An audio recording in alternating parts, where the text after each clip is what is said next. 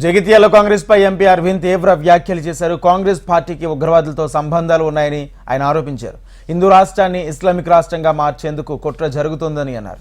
జగిత్యాల ఉగ్రవాద మూలాలు ఉన్నాయని, వారికి కాంగ్రెస్ అభ్యర్థి జీవన్ రెడ్డి మద్దతు పలుకుతున్నారని తీవ్ర వ్యాఖ్యలు చేశారు. అతి జాగ్రత్తగా ఉండండి. జీవన్ రెడ్డి గారి చరిత్ర మనకు తెలిసింది. ఇదే జగిత్యాల గడ్డ మీద తుర్కోల టోపీ పెట్టి హిందువులకి పౌరసత్వం వ్యతిరేకంగా కొట్లాడిండు. తుర్కోలకి పౌరసత్వం ఇయ్యాలని కొట్లాడిండు. బంగ్లాదేశ్ రోహింగ్యాలకి ఇద్దరికి యూనిఫామ్ సివిల్ కోడ్ పెట్టొద్దని కొట్లాడిండు. కశ్మీర్ ఆర్టికల్ 370 తీసేసుడికి వ్యతిరేకంగా కొట్లాడిండు. ట్రిపుల్ తలాక్ కి వ్యతిరేకంగా కొట్లాడిండు. నేను చెప్తా ఉన్నా, ఇవాళ ఎంత పెద్ద సంఘటన జరిగిందంటే ఉగ్రవాద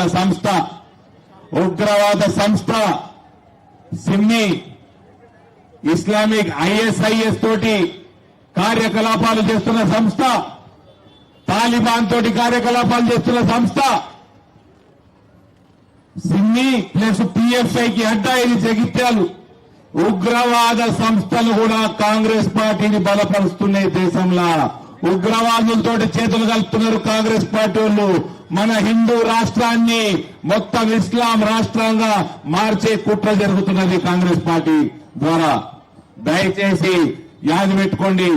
ఇక్కడ మనము ఇది హిందువులకి మన జీవితంలో అతి ముఖ్యమైన ఎన్నిక. హిందువులారా